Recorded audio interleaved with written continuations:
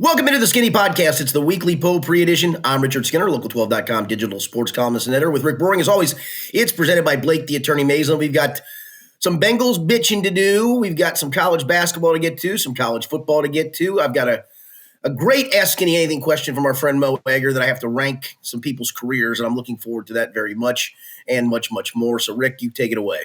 Yeah, it's our college basketball season preview show, Skinny. The season will start on Monday. So you know what?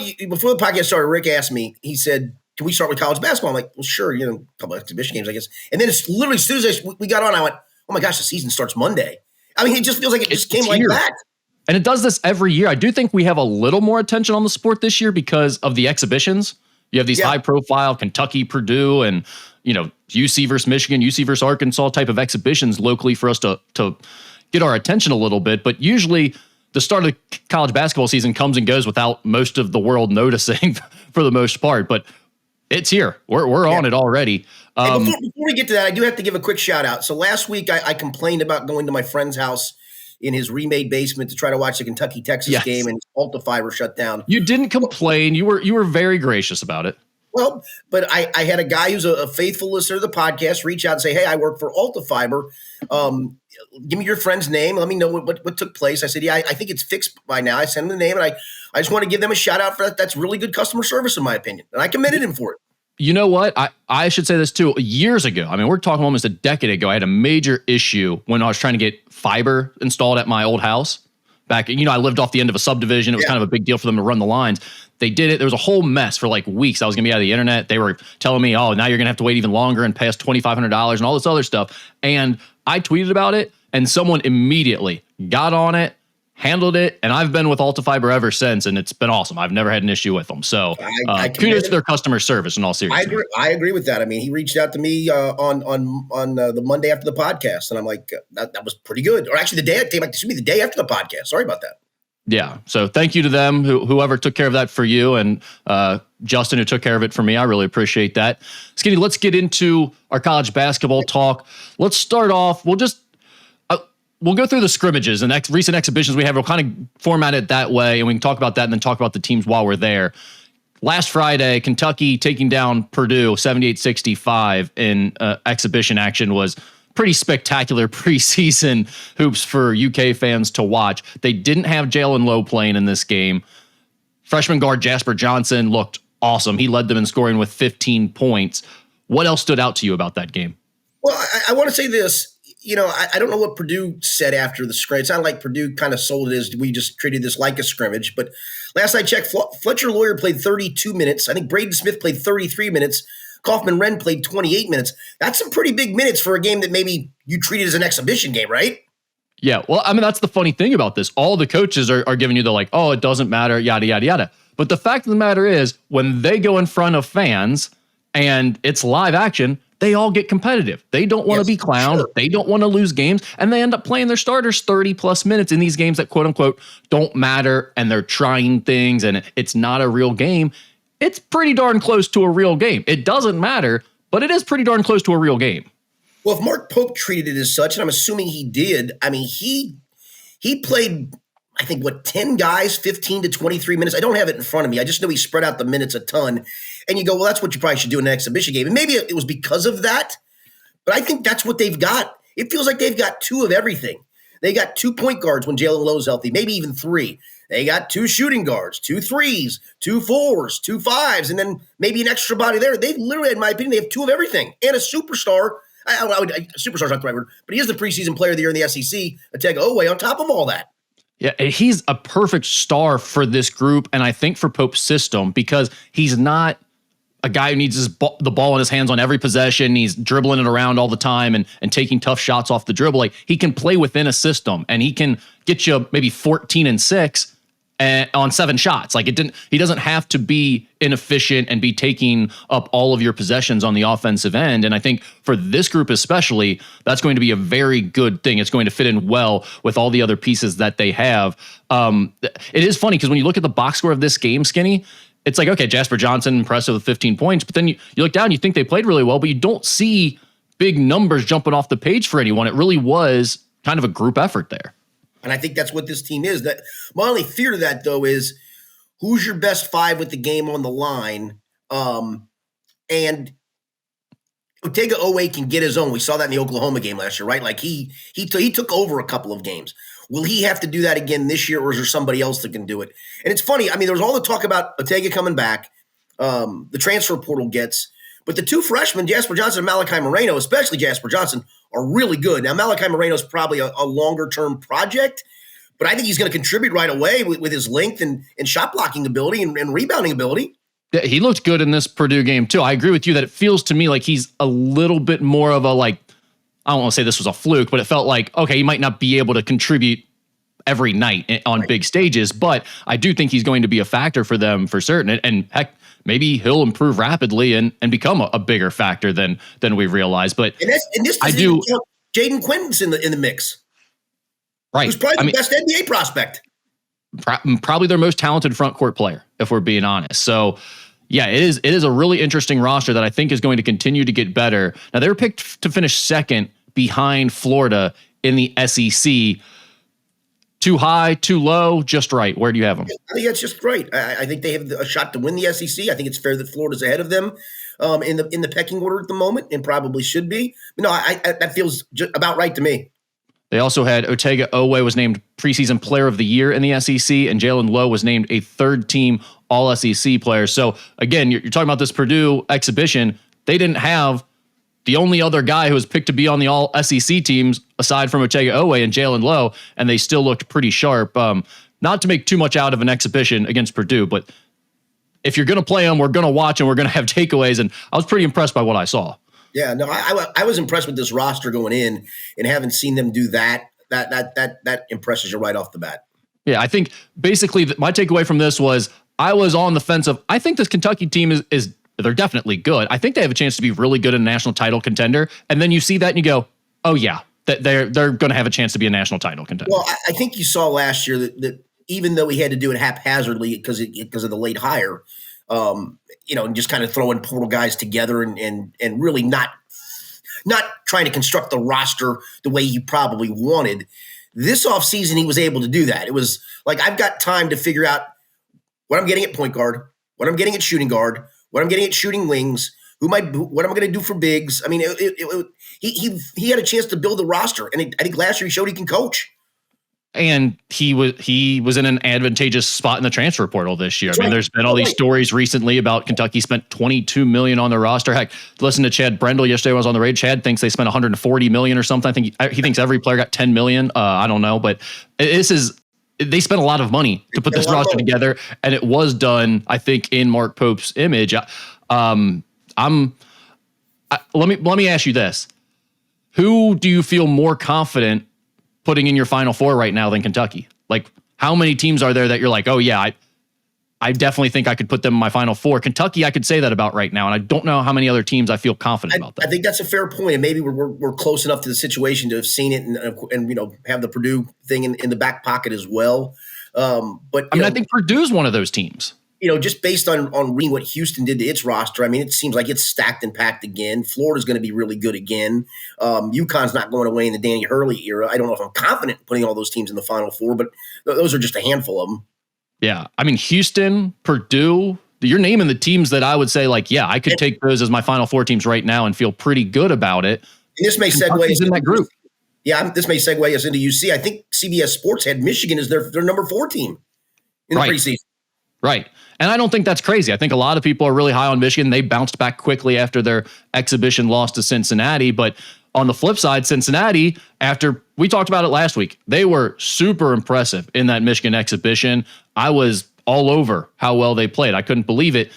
Then you turn the page to this past week, they have an exhibition at Arkansas, and it goes the complete opposite direction. They lose 89-61. I'm looking at the box score. I mean, I watched the game. I'm also looking at the box score afterwards, Skinny. Who can you say played well for Cincinnati? Nobody. I mean, I looked at the box score myself, and I'm like, did anybody make a shot? How did they even score 61 points? It looked like nobody made shots. Yeah, I mean, Day Thomas, who's your most experienced backcourt player coming back, was 0 for 7 with no points. He was 0 for 3 from beyond the arc, no assist, 2 turnovers.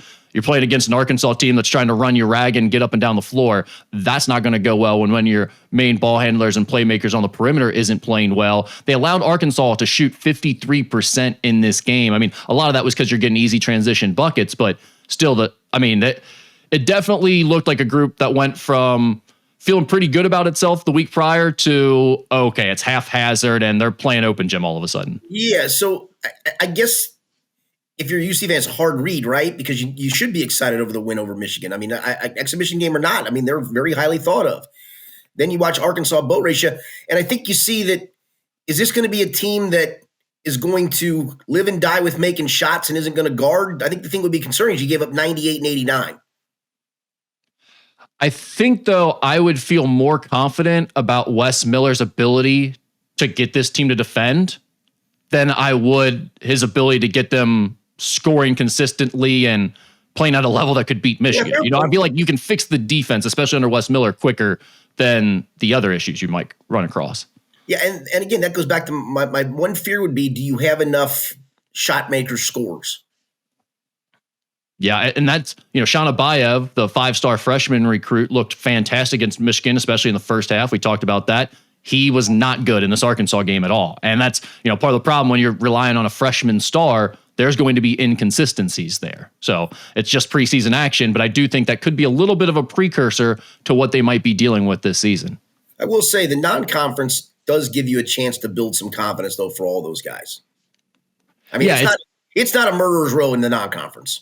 No, it's not. I think they've set that up knowing that, the Big 12 is the Big 12, like always, especially at the top this year. And they were picked to finish 8th in the Big 12. I don't think that's an indictment on UC either. I think that just shows you how strong the league is and how hard the league is. That's what Chad Brendel was saying yesterday. We did our college basketball spectacular show with Mo, sat in studio with him for an hour talking about UC and Xavier. And Chad was pretty down on UC's chances to play their way out of that positioning in the Big 12. He basically said, even if things go really well for this group, they're looking at probably 6th or 7th in the conference just because they're not jumping those top 5 or 6 teams that are ahead of them more than likely. I was expecting a little more optimism out of UC people after the Michigan performance, but I think they're aware of what the Big 12 looks like. They've seen it for multiple years now, and I think this year is going to be just as tough as ever, if not tougher, and they're pretty well prepared for that. So, I mean, if you look at it from last year's perspective, UC picked to finish 8th going into this season. Last year, 7 Big 12 teams made the NCAA tournament. So you're right at that cut line if you're finishing around 7th or 8th. Yeah, you can't slip up in the non-conference. You got to have a good showing against Louisville, and you would have a chance to beat them. I don't think you do, but you have a chance to beat them. Because really outside of that, in the non-conference, it's a down Xavier team. And it's probably it's not a down UD team, but it's still Dayton. I mean, I think they're going to struggle a little bit. Yeah. So, I mean, those are, I think, the only 3 non-conference games of note, right?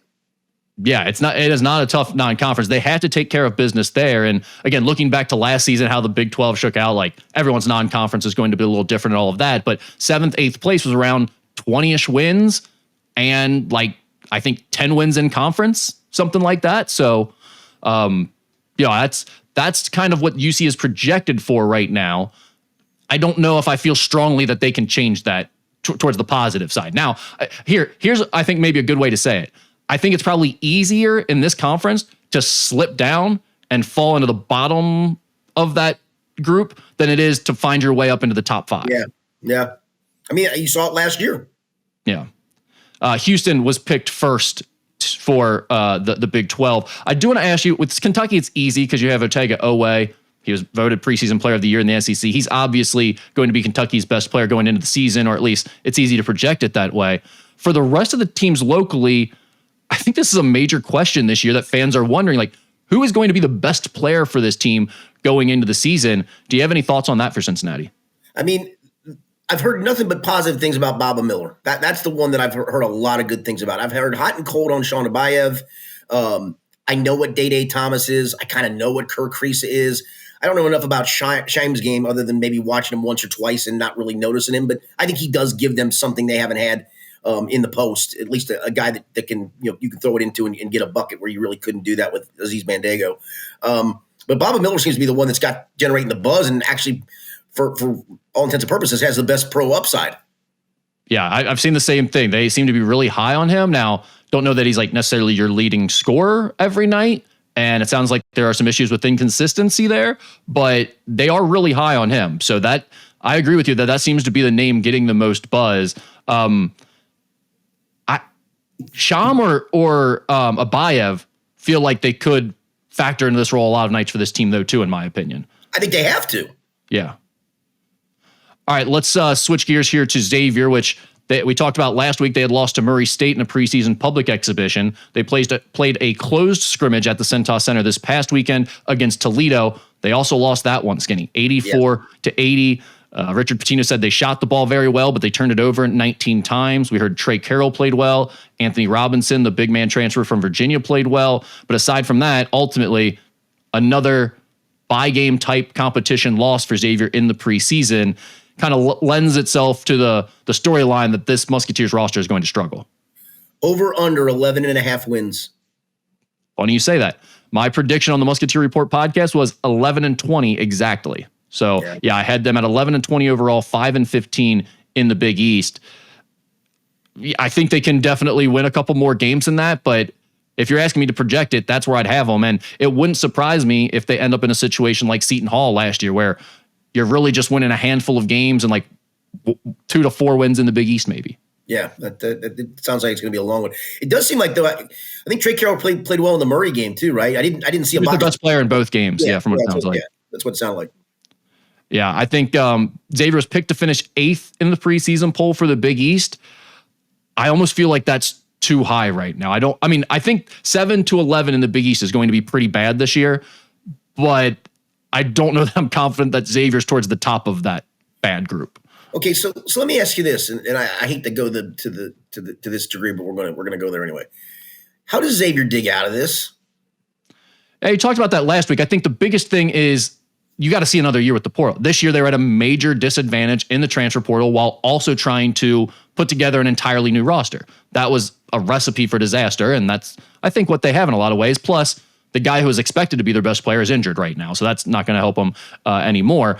This coming year, you're going to have at least 1 year where it feels like the rules are swung into the Big East favor a little bit. These football schools, the new rules are in place where the schools are paying them part of the revenue share. Yes, you can do outside NIL deals, but it's all a little bit different, and it goes through a clearinghouse, and it's been slowed down, and there are a lot of things attached to that make it a little bit different than just the pay-for-play pot of money that NIL collectives were prior to this past July 1st. So going into this upcoming transfer portal, I think Xavier and other Big East schools are going to be spending similar to what the SEC football schools are and the Big Ten football schools are, because those schools are giving a lot of their revenue share money to the football programs. So the basketball are going to be much more in line with a Xavier, who's, this year spent like 5.5. They expect to be much higher than that next year, as everyone says they're going to be. I think, with this past year, you had a lot of schools that were getting up. UC spent over $10 million on their basketball roster. A lot of these places spent double digits in terms of millions on their roster, and Xavier's less than half of that, or right around half of that. So they were fighting with one hand tied behind their back while also putting together 12 new pieces to a roster. I think that's why this year is going to be such a struggle. Now, how do you dig out of it? Every year's year to year now. So if you have money to compete next season, you just put together a better roster next season, and you're out of it potentially. We'll see. We have to see that play out. I mean, it could get dark from here, obviously. I understand that side of it, but like it's unreasonable to be like everything's over and Xavier's in a dark spot that they can never get out of now, simply because of this one unprecedented offseason that's not going to happen again. Yeah, fair point. We'll see. But I mean, this season just feels like it's over before it started, and that sucks. It's a tough season to go into for Xavier. But the nice thing that you have, though, is you have a brand new coach. You're breaking playing styles that you've been watching, if you're a Xavier fan, for quite literally over 2 decades now. I mean, that pack line system, yes, it's been, as I said yesterday, it was a bastardized version of the pack line defense that we were watching the last few years with Sean Miller, but it was still them trying to cling to this antiquated style of playing that hasn't really worked. And they're giving up a ton of 3-pointers, and it's just frustrating to watch when it feels like you're not aggressive on defense. It's going to be the exact opposite of that with Richard Pitino. They're going to be disruptive. They're going to try to be more like Houston on the ball, really putting two guys on ball screens, jumping to take away those throwback passes, keeping the ball on one side of the floor. All of that stuff, totally different from the way Xavier's played on the defensive end the last, again, multiple decades going back. So I think that if you're a Xavier fan, that's going to be the fun of the season, is seeing what the new system looks like, seeing if any of these 5 sophomores can develop into something to where you're like, hey, if we can pay to retain him, we might have something going into next year if you add an alpha to go with him. Yeah. All right, let's switch gears to NKU now. Actually, best player for Xavier. Same question for UC. Yeah. I think that's where you have to go with this one, at least with what we've seen through the preseason. Maybe a Malik Messina Moore will end up kind of being their top scorer. I think he's the smoothest offensive player, but again, I think Trey Carroll is going to be the most consistent. Let me ask you this: Is all right? Like physically or health wise? Yeah, is he an all right player or not? I think all right is a good way to describe his game. He's all right. Yeah, he's. I think he's really small for this level. Yeah. Is what we're seeing. All right. NKU had we talked about their public exhibition last week, I believe, at UD Arena. They had a tough scrimmage against D2 Fairmont State over the weekend. They played 5 quarters or 6 quarters or whatever, so it wasn't like a final score thing. But I think they won most of those quarters, but also had a segment where they really struggled against Fairmont State. So it's been a tough week for the boys in practice. I know that.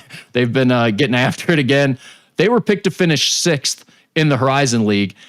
It's such a crapshoot in the Horizon League, especially, Skinny, because every single team has replaced their roster. And it's not just that, we can say that about the high major level for the most part too, but the mid-major level, at the Horizon League level, the guys that they're bringing up are Division II transfers, JUCO guys, NAIA guys, foreign guys. So, I mean, to try to project what these teams are going to look like at Division I level, it's almost impossible, it feels like. That's what, for a lot of mid-majors, man, they look like a carcass that's just been picked over. Like the best guys have moved up and moved on, and you're not replacing the best guys. You're looking just to replace anything because you need a roster. And I feel for those teams because I think they're in a really tough spot because you're not going to compete NIL-wise. And you're left with slim pickings at that point.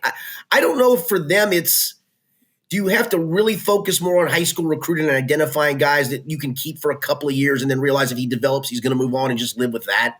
They do have one advantage in that regard, I think, because if you take a guy that you believe has upside, a little bit of a project maybe, but you feel like you can develop him and get him there, the one thing about being at that level is if he comes and he doesn't play initially, he doesn't put up numbers, doesn't produce much, but he's bought in on what you're doing, he believes he's getting better and he is going to have a role going forward, you can keep that guy around at NKU, right? Like if you don't produce at NKU, where are you going? What type of money are you actually getting from someone else? Whereas if that happens at a Xavier, let's say, or a Cincinnati, well, heck, I'm going to transfer down to an NKU, average 10, 12 points a game, and I'm going to make big 6 figures next year when I go back up to the high major level. That's how I get my career back on track. But if you're already at that lower level, what are you going to do? Go down to Division II? Like, no, you're already at Division I. Things, the coach is telling you it's going to be better for you next year. So I do think I think what you said is the key.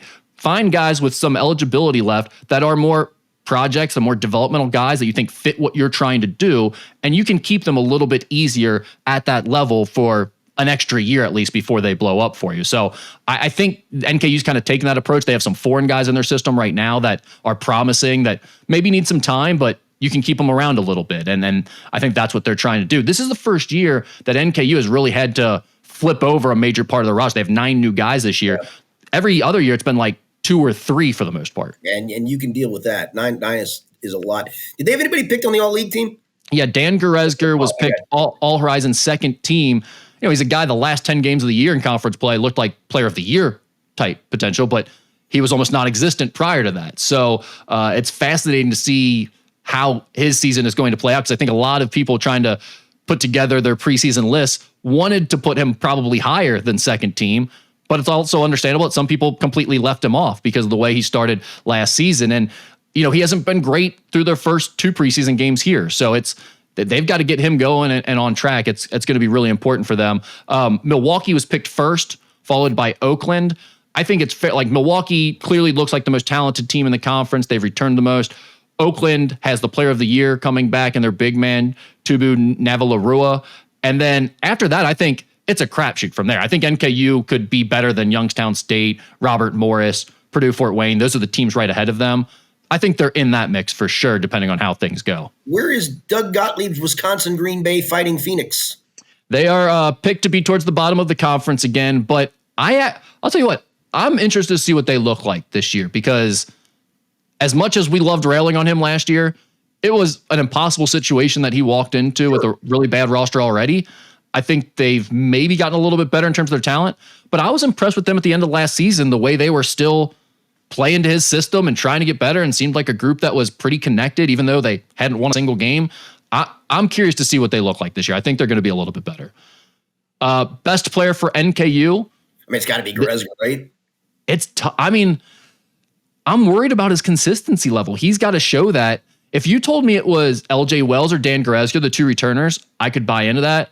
If you told me it was going to be Cale Robinson, the Division II transfer from Montana State, I could see that. Or even a point guard coming over from Australia. I don't think he'll lead him in scoring, but Ethan Elliott, really mature kid, excellent playmaker, is going to set the table for everyone. I could see if you're looking at him as almost the most important piece because of his playmaking ability as the season gets going. So I'll lean LJ Wells here, but I could see it being 4 or 5 different guys probably. I'm going to ask you, since you were the color analyst for NKU basketball, what non-conference road game are you looking forward to the most? Well, it's got to be Tennessee. That's the big high major game at Tennessee. I hear that. I've never been there yet for a game, and I hear it's an awesome atmosphere. When I covered Kentucky, I covered some games in Thompson Bowling. It is a good atmosphere, yes. Yeah, so I'd say that's the one that I'm most looking forward to.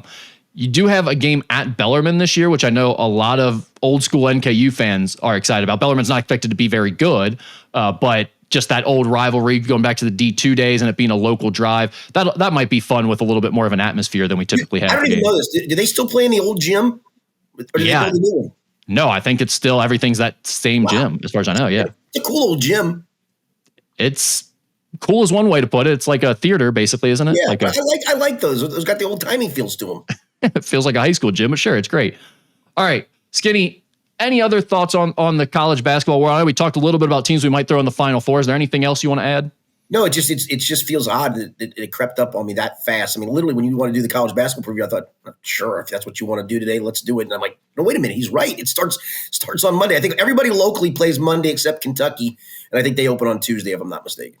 Yeah, no, I believe that's right. And we'll move on to Bengals talk now, but it's just like I'd heard enough about how the Bengals have ruined the entire city and everything else. So I figure let's change it up. Start this on a positive note with some basketball preview talk. So thank you for that. Let's get into our Bengals segment. Skinny, was this the most indefensible loss you've covered?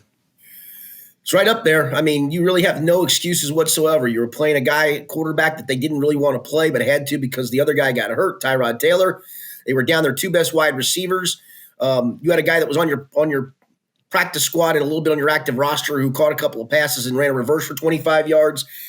They don't tackle. They don't rush the passer.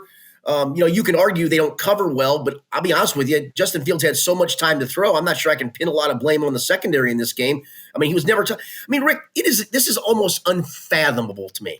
In the last 2 games, the Bengals have a total of 3 quarterback hits. 2 of them are the following. The only one in this past game was Cam Taylor-Britt came on a blitz and hit the quarterback. The game before, of the 2 quarterback hits, remember when Aaron Rodgers ran around for almost 9 seconds and threw a touchdown pass? I think it was actually timed at 8.6 seconds officially, something like that. Remember it well. Demetrius Knight hit him on that play. That was one of their other quarterback hits. When they rush the passer, it looks like Velcro, like they get glued on and they can't get off. It's embarrassing to watch.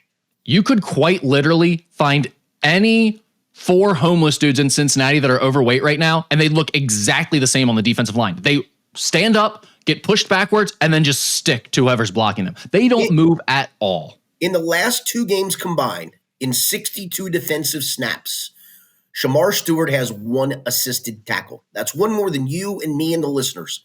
In 62 defensive snaps, Mr. Physical Freak overproduction. Well, he sure is looking like that's exactly all he's going to be.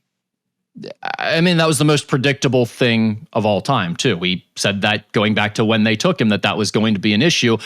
Skinny, a lot has been made about the drafting situation. I know you wrote something about that for Local 12. I think it's up right now, right? Yeah. I'm going to go probably during the bye week next week and look at the drafts from 2021 and pan them for that. Because here's the thing I think that people have to recognize. It's fine to pay your stars. I'm not sure I would have paid T. Higgins, but I'm not going to relitigate that. It's fine to pay your stars. But if you're going to pay your stars, and you can only pay a handful of them, like you're paying Orlando Brown a good chunk of change to be your left tackle, that's fine. Obviously, Burrow and Chase and Higgins, and you're paying Trey Hendrickson a good piece of money this year at $30 million per. But if you're going to pay your stars, you must, an absolute must, have guys on rookie contracts performing at a high level for you if you're going to succeed. That's a must. You have to have the cheap labor work out for you, and they just have missed in so many ways. Yeah, I think a lot of people have been pointing out the reaches that they make. You know, the Shamar Stewart type guys, the project type of guys that they'll draft. Miles Murphy was a reach. He's just an athletic dude. It almost seems like they want to be the smartest people in the room of, we found this guy. Look at the athleticism on him. And they whiff every time.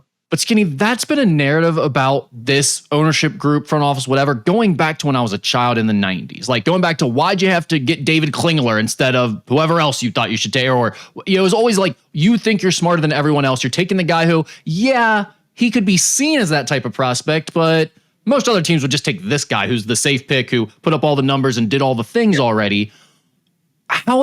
How are they still making those same mistakes? Is it really just that they don't have that scouting department, or is it because of that they think they should make reaches and be like, we're going to be a little more bold with our decisions? It's because there's no one that is held accountable for this. That's the problem with it. No one's held accountable. Duke Tobin's under fire with the fan base right now. I mean, he's always under fire, but it's never been louder than this. How realistic is it that the Bengals are having those same conversations, that he's under pressure right now? I don't think we know this organization. I mean, if they do, it would be, I feel it. If they would do something, I would be shocked. I'll tell you that much. In that case, I mean, what's the most likely scenario? Say things flail this season and it goes nowhere. I guarantee you they're still under the impression that Joe Burrow will save the day whenever he comes back. But I mean, you think they could legitimately miss the playoffs this year and Duke Tobin and Zach Taylor would both be fine? Is that a possibility? Depends on how off the rails this goes. I mean, how do you not look at that roster, especially on defense, and go, man, you've had a lot of chances and you've whiffed all the way across the board just about? Whether it's whiffing on every prospect or a combination of whiffing on prospects and not developing guys at all. Yeah, right. Someone has to be held accountable for this, because it's a systematic failure across, decades probably. But if you want to talk about this group, at least the last 3 years, it's been a complete disaster. Jackson Carman says hi, by the way. He worked out great. I mean, that's just another example of it, Skinny. I don't understand how they continue to make that same mistake in the draft, because that exact thing has been said for so long about this front office, that they try to be the smartest organization in the NFL. So honestly, I'm not here to tell you I know more football than those people, because I don't. But I could be honest with you. I could have taken Dane Brugler's Beast draft guide and done better. And so let me redo the 3-round draft for a second, okay? For this year, yeah. And these were guys when I'm talking about these picks. These were guys that hey, I found a guy who's playing great, who was drafted behind him. These were guys that were talked about among most of the people that cover the team in the fan base. Of, man, if that guy's there in that round, you hard to pass on. So round one. They obviously wanted a linebacker, right? Because they took one in the second round, took one in the fourth round. They took good old Shamar Stewart instead. Shamar Stewart's grade on PFF is 53.5. He ranks 102 of 118 edge rushers in the NFL. Again, I don't think PFF's the be-all, end-all, but it is a good measuring stick in my opinion. Linebacker Jihad Campbell was sitting right there, and everybody loved Jihad Campbell. He had some medicals maybe, but he was thought of highly. Well, who takes him?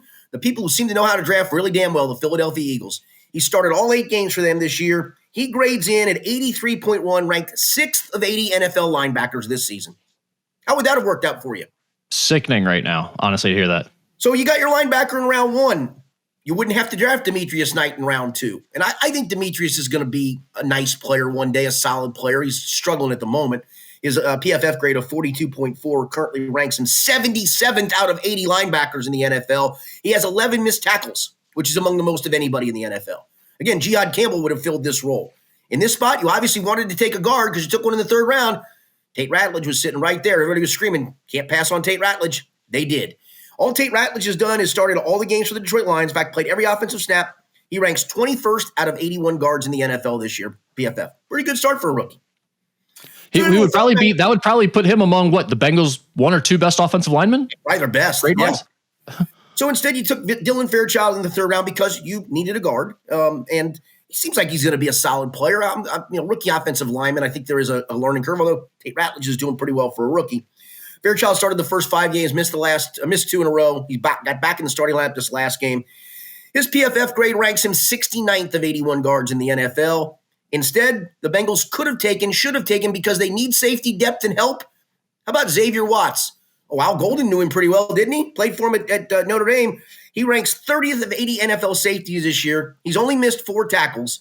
The two Jamokes who start for the Bengals, Jordan Battle and Geno Stone. Battle ranks 45th among NFL safeties. Stone ranks 61st. Battle has 11 missed tackles. Geno Stone has 9 missed tackles, and they don't have a backup. People have been going, why don't you play one of those other guys? All Tyson Anderson and PJ Jules, the two backup safeties, they're only special teams players. They cannot play. They do not trust them to play safety. So you needed depth. What are you doing? That was the case all offseason. You have to find some help at safety. It never happened. It never happened.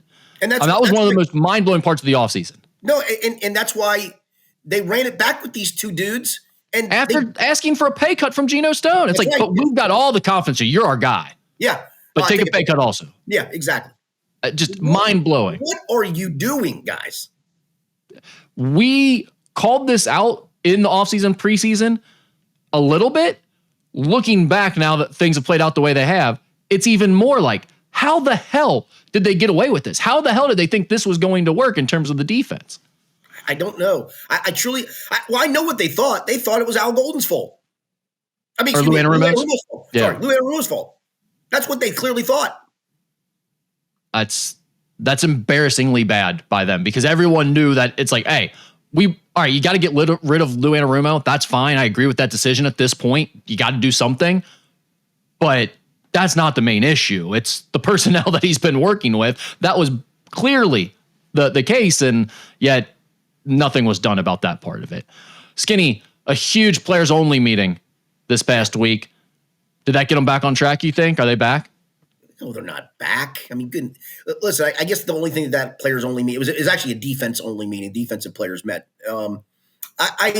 My guess would be just, hey, let's roll in this together. Let's figure out a way to dig out from under this. Those things, to me, I shake my head at them every time. I heard that the defensive linemen weren't able to actually make it into the meeting. There were some barriers outside the door they weren't able to get past. It was they got stuck. Yeah, they got stuck.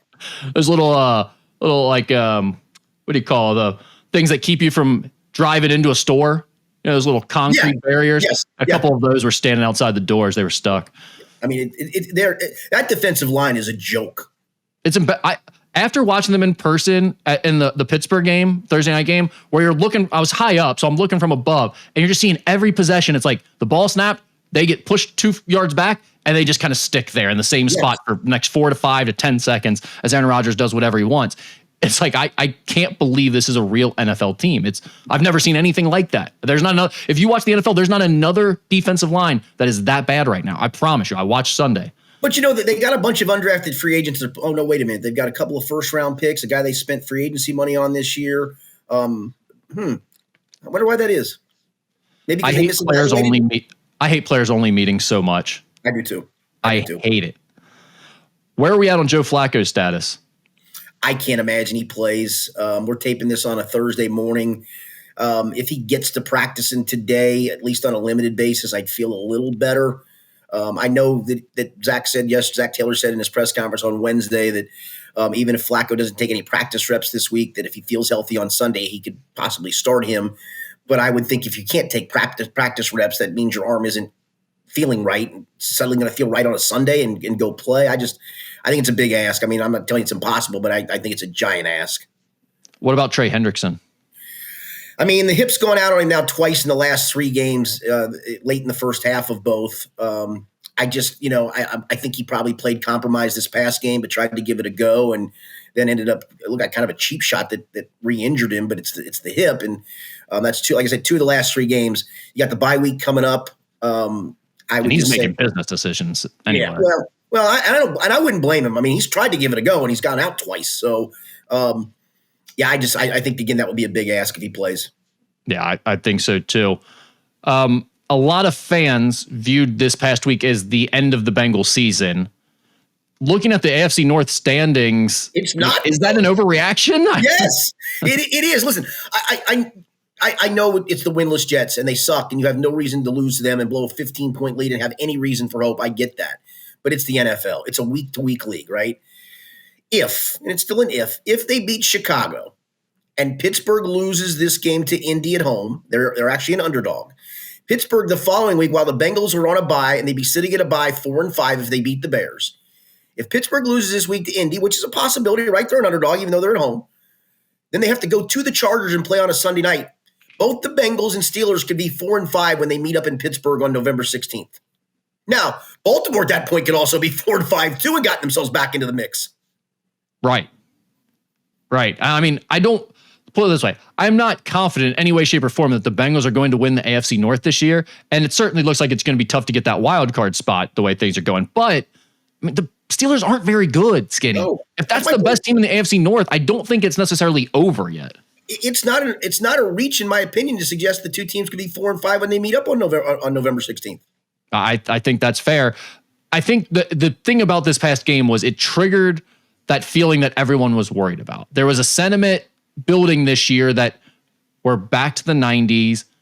We're still the Bengals. In fact, it's never changed. Joe Burrow just fluked his way through 2 playoff runs. And actually, this organization is as bad as it's ever been. And I think when everyone saw this loss, the way the defense collapsed in the fourth quarter, it just triggered those feelings all the way back. Like everyone is just, we're back to being the Bengals. The Reds still stink. They can't get it right. We're just in Cincinnati sports futility forever now. And I get that. I get why people feel that way because I felt that way too. And you go back to the Joe Burrow Super Bowl run in the year after. Let's not forget that he was on a rookie contract. T was on a rookie contract. Jamar Chase was on a rookie contract. And what did that allow bonehead Duke Tobin to do? And I'll at least give him a little bit of the credit for this. He had oodles of cash to throw at people. And yeah, hey, listen, Trey Hendrickson, got to give you credit for the signing. I mean, he had 1 good year under his belt. Who knew he was going to become this player? So kudos to you. Chidobe Awuzie was a good signing. I mean, at the time, Alex Cappa was a good signing. Ted Karras was a good signing. Orlando Brown was a good signing. You had oodles of cash to throw it. Now it's when you have to hit on your draft picks, and you haven't. And that's why the roster is such a damn mess. That's it. Any other thoughts on the Bengals? No, I do feel for the fan base. I really do, because you felt like you had a legit Super Bowl window with Joe Burrow, and now you don't know how often he's going to be healthy or not healthy, and the defense is going to require at least 2 seasons worth of overhauls to renovate that group. It's a bad group, man. It is. I mean, you're just sitting there looking like Joe Burrow can play as well as he did last season, and the Bengals can still miss the playoffs. Yep. At that point, what's to stop that from happening every season the rest of his career that he's here? You know, I mean, like there's no guarantee that the Bengals will ever get this right again, especially dealing with his big contract and Chase's big contract and the financial constraints that you just laid out. They've never proven to be able to put together a roster around those types of contracts or that type of talent. So I mean, it's really concerning. Let's assume, for argument's sake, they let Trey walk to free agency. I think that's probably a safe argument to make. You don't have a single defensive lineman worth a damn. I'm counting on the 2 rookie linebackers to eventually develop. They're struggling at the moment because they kind of got thrown in the fire and said, "You 2 guys, go at it. You're the best we got. You're just going to have to play through the mistakes." I'm assuming they'll be starter quality players as the years go on, but it may not happen. Cam Taylor-Britt's been a disaster at corner this year and probably is going to be gone. I mean, you need at least 1, if not 2 corners. You need a complete rehaul of the safety. I mean, you need a lot, and you can't do it financially for the most part because you're stuck with 3 huge contracts. Right. And then it's like, okay, draft those guys. Well, guess what? Bringing in rookies next year and starting them right away is going to be similar to what it looks like at the linebacker spot this year. They're going to make mistakes. They're going to probably rank low. I mean, yes, you see some of these other guys that get drafted. You talked about the linebacker that the Eagles brought in this year that the Bengals should have drafted, right? But that's also going into a functional defense with veterans around them that know what they're doing. It's much easier to play well as a young guy when you're just the one guy who has to figure it out versus an entire group of players who can't tackle and don't know what they're doing around you. Yeah, that's a good point. All right, let's switch gears to college football here. Cincinnati, number 17 in the country now, beat Baylor 41-20 at home. They travel to take on number 24 Utah late Saturday night. Quiet game from Brendan Sorsby through the air in this one. He was 13-21 for 111 yards and 2 TDs, but he ran 11 times for 85 yards and a score. Skinny, any thoughts on the win over Baylor? Obviously, that was a kind of a blowout win. I think people are expecting that game to be maybe a little bit closer than that. Yeah, I mean, Baylor's offense was legit. I mean, they were legit good coming in. UC stuffed them. I mean, 20 points, holding that team to 20 points is a job well done. In fact, the last 3 games, they held UCF to 11, Oklahoma State to 17. Oklahoma State stinks, and Baylor to 20. But, boy, this down the stretch is we're into big boy football now. 3 of the last 4 are really difficult games. You're going to earn your way to the Big 12 title game if you do it. Do you feel like this game is kind of that, okay, here's where you show if you're real or not type of game against Utah at Utah? I think they're real to the point that it's a really good team. But if I know people are starting to get that whole buzz of being in the college football playoff, and rightfully so. I mean, I'd be buzzing that myself. But this is the litmus test game for me. I mean, you win this to get to 8-1 overall, stay undefeated in the conference. Then you could probably lose one of the last 2. You would still be in the conference title game at 10-2, if you will. And the last 2 are BYU at home and at TCU. But I think this is the one. You get this one. You probably should beat Arizona at home, get to 9-1, split the last 2, go to the Big 12 title game, win that, and then you're in the college football playoff. I think that's legit, but I think this is the one that shows if you're legit or not.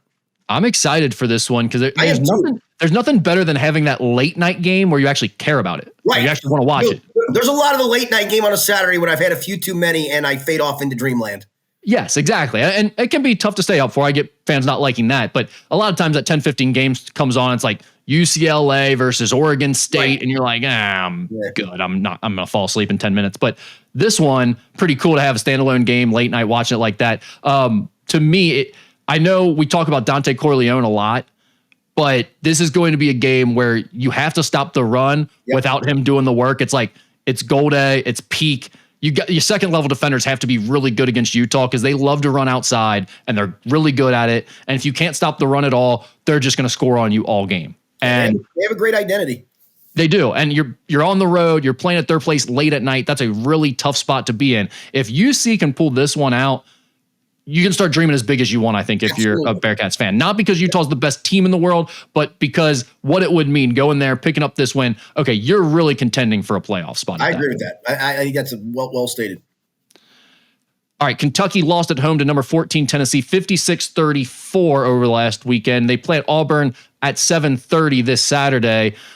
Skinny, it's funny because you see the score, you think blowout, but Kentucky put up 476 yards in this game. Cutter Bully threw 5 touchdown passes and he lost by 20 points. 1 interception, 330 yards. I mean, are you at least seeing something from Cutter Boley? Yeah. Does that matter? I don't know. Yeah, I mean, I rode the wave of emotion Saturday night. Like, they were getting blown out early, came back to cut it to 7, gave up a late touchdown at the end of the first half. Then they're a disaster in the second half. I can't, my emotions can't do this anymore. I just can't. They gave up 504 yards. I can't care until the man is gone. He did some good things when he was here, but I can't care until there's a change. I think that's fair. I think that's the way most UK fans feel at this point. I can only imagine the crowd for the Tennessee Tech game. Oh, that's going to be bad. It's going to be embarrassing. How many tickets are they going to be trying to give away for that? Oh, I know. I mean, there's no way you'll be able to sell a ticket for that on the secondary market for more than $5. No chance. And then nobody's going to pay $5 to go to that crap game.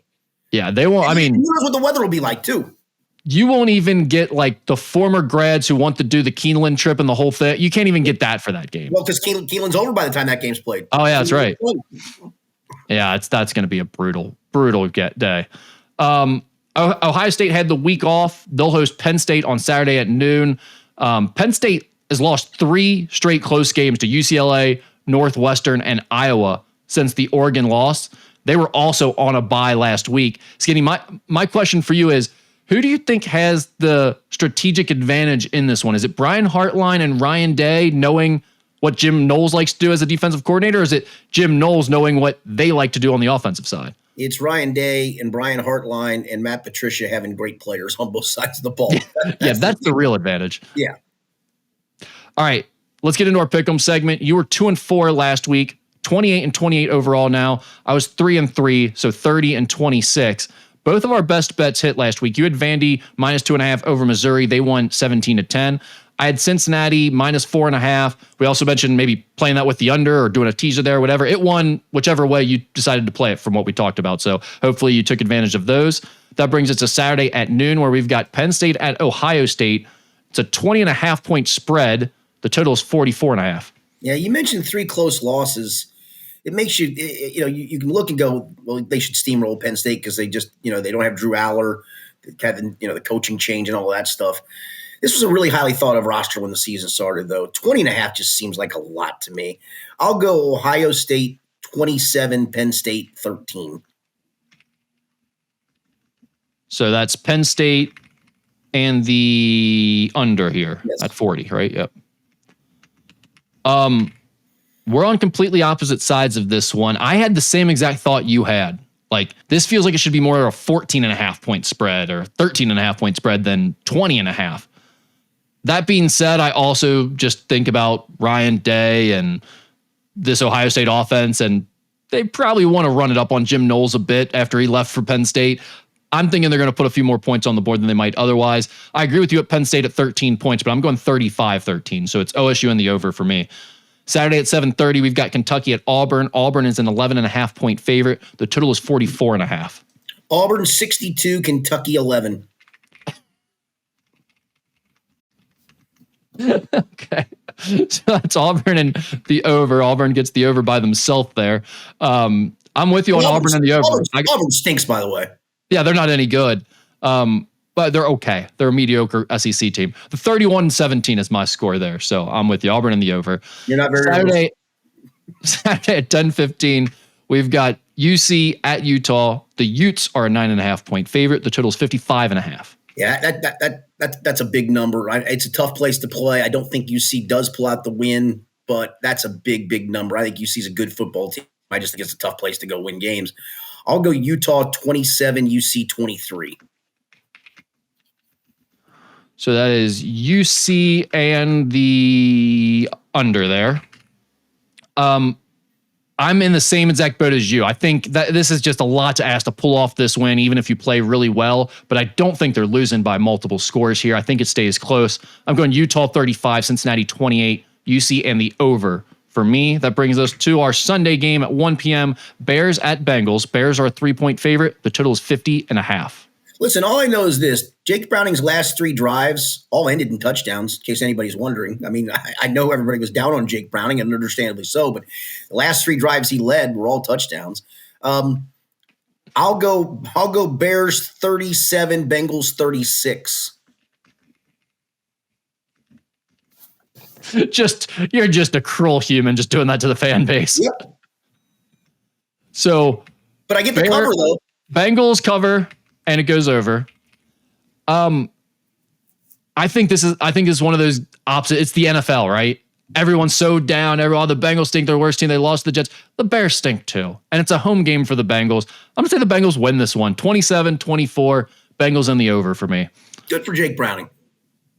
I don't disagree with that. Like, I don't think the Bengals are any good. I hate them as much as anyone right now, but I just know how the NFL works. And anytime I get emotional and start making picks, it's a bad deal. So I'm hedging against my emotions here. I mean, I will say Tyler Huntley started last week 14 for 15 passing the ball for the Ravens against the Bears. And they beat Baltimore. A wounded Baltimore team beat them handily, to your point. Yeah, so we'll see what happens there. But again, it's the NFL. Favorite bet of the week, Skinny, what do you got? I'm going back to college football, and you're gonna think I'm crazy, and I probably will be, but Minnesota got steamrolled by Iowa, but that thing just snowballed in the first half on them. Like, they gave up a pick 6, they gave up a punt return touchdown, so it looked ugly because of weird stuff. But they're at home to godforsaken Michigan State, and they're only laying 3. I'm taking Minnesota minus the 3 all day long. All right, Minnesota at home -3 against Michigan State. I've got a kind of a weird one too. I'm looking at Memphis -13.5 at Rice. So it's funny. I almost took the over in that game as the best bet. Not a bad call there. I like the over too. Memphis is 7-1 against the spread this season. They've been cashing overs. I think I had them like first or second week of the season in a weird line. I mean, they're in the mix to be the group of 4 representative in the college football playoffs. They've got a lot to play for right now. It's real for them. Rice is 4-4 against the spread. Rice had 3 straight losses. It was kind of looking like, this team's flat, they're done. And then they pulled off a big win against UConn last week, which, again, for them was a big win. This feels like a letdown game. It has letdown game all over for me. I'm like thinking a 35-14 score or something like that. I think Memphis blows them out. So this is a Friday night game, I believe, right? I believe that's right. Yeah, I've got Memphis -13.5 at Rice as my best bet. All right. All right. We got a couple of Ask Skinny Anythings to get to. We got a question from Mo, which you're prepared for. Before we get to that one, though, let me ask the only other one we have. Is Skinny an air fryer guy? Yes, very much. You know what's good in the air fryer, folks? And I'm a cold pizza guy. There's certain brands, though, that I like to reheat. Some cold pizzas are better than others. Some I just can't eat cold and they have to be reheated. Do it in the air fryer. Yeah. It's a great call. It's really good. It gets like kind of crispy on the crust again. Yep. Yeah, it feels better than a microwave or oven. What's the GOAT frozen food snack? That was the other part of that question. Pizza roll guy. I'm a big pizza roll guy. You know what I've been doing recently is Aldi's has a pizza roll, but it's a taco roll. Ooh. So it's got just beef and cheese and beans or whatever inside. I don't know what it actually is, but it tastes like taco meat. Those are fantastic from Aldi's. Like a minute in the microwave kind of thing? I just pop them in the air fryer. Okay, yeah. Yeah, 5 minutes in the air fryer and they're good to go. All right, let's get to Mo's question, Skinny. He gave us a list of people. Half of them I couldn't even pronounce their names. So why don't you just take the lead on this? All right, so he wants me to rank the following: Milt Thompson, Clint Didier, Kurt Bavacqua, Lenny Randall, Justine Bateman, Brad Dalluiso, Harvey Grant, Wally Backman, my former colleague Erica Kulora, and Tony Easton. I asked him how many of these names would I know, and he said at least one because you used to work with her, and Erica. Yeah. I also know who Justine Bateman is, but that's it. Well, I'll give you who each one of these is. I didn't even have to look these up, by the way. Usually I have to look up a couple of these. Right. Oh, man, because they're all about the same person other than Erica and Justine Bateman. I'm going to go from best to worst. All right, is there any rhyme or reason for these people to be in a collection that you see? Of course not. That's why Mo does this. Okay. I'll go Justine Bateman number one. I mean, she was the co-star, one of the co-stars of a major sitcom in the 80s, Family Ties. She played Mallory Keaton opposite Michael J. Fox. Did she have drug problems later in life? I'm seeing a picture of her looking kind of strung out here. Yeah, I saw that picture this morning, too. I want to see what she looked like because she used to be a smoke show. Yeah, it didn't look good. Not great, the recent images over on IMDb. I'm going to go her number one. I'm going to go Erica Kulura number two. Local TV meteorologist. I liked Erica. Yeah, she's strong. She's solid. Business-like. Yep. Yeah. All right, now number three gets tough for me because they're all almost the same guy. I'll go Tony Easton third. He did start a Super Bowl as a quarterback. I mean, he started as the quarterback when the Patriots got thumped by the Chicago Bears, but he did help lead New England to a Super Bowl. So I'll give him his props for that. He's number three. Oh man, number four. Number four, we'll go with Harvey Grant. He had 4 really good years in the NBA, maybe a fifth, and then he kind of just fell off a cliff. Did he win titles with the Bulls? No, that was Horace. Oh, Horace Grant. I'm sorry. Yeah. Harvey played for the Bullets and the Blazers, I believe. Again, I'm doing this off the top of my head. See if I'm correct. He had like 4 really good years in a row early in his career, and then he just kind of tailed off. Bullets, Blazers, back to the Bullets, and then ended with the Sixers for a year. All right, next on the list, let's go Wally Backman. Solid starting second baseman for those great Mets teams of the mid-1980s, and also the manager for one of my favorite things, the Making Peanuts. It's what you can find the episodes of it on YouTube. I think HBO ran it for a while. It was kind of a realistic look of Playing for Peanuts. Playing for Peanuts, that's what it was. But Wally was a good little player, a little switch-hitting, scrappy guy. I'll go him next. So then I'm down to Milt Thompson, Clint Didier, Kurt Bavacqua, Lenny Randall, and Brad Dalluiso. I'll go Brad Dallowee. No. Yeah, I'll go Brad Dallowiso next on the list. Again, I'm going, this is from top to bottom. He was a solid kicker for 5 or 6 years with the New York Giants in the mid-90s. Not great, but solid enough. Probably was on a fantasy team of mine at some point, I would guess. That takes us down to, let's go Lenny Randle. You have to look up Lenny. See if Lenny Randle had more than 1,000 hits in his career. It feels like he did. He played for a lot of teams, played for the Mets, played for the Seattle Mariners. He was around. I'm going to say Lenny wound up with 1,000 hits. Lenny ended up with 1,016 hits. That's probably, look up. I'm going Lenny Randle over Milt Thompson, but Milt Thompson, I think, had over 1,000 hits too, if I'm not mistaken. They're right. They're close to each other.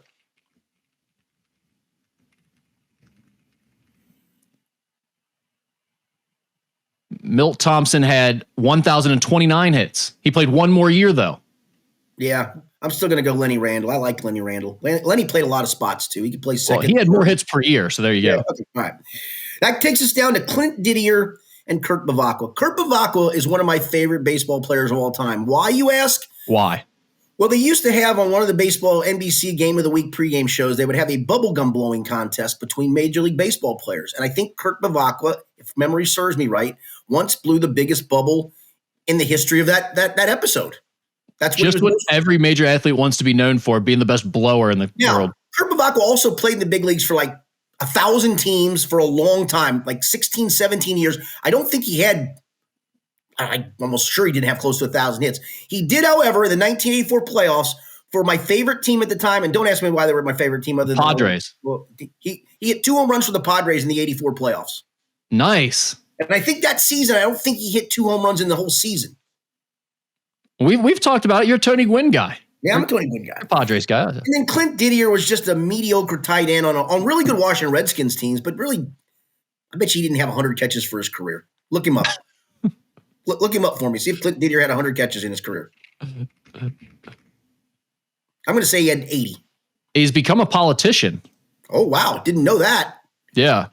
Because that's what's coming up first is his political stuff. You said how many catches do you think he had? I said I don't think he had more than 100.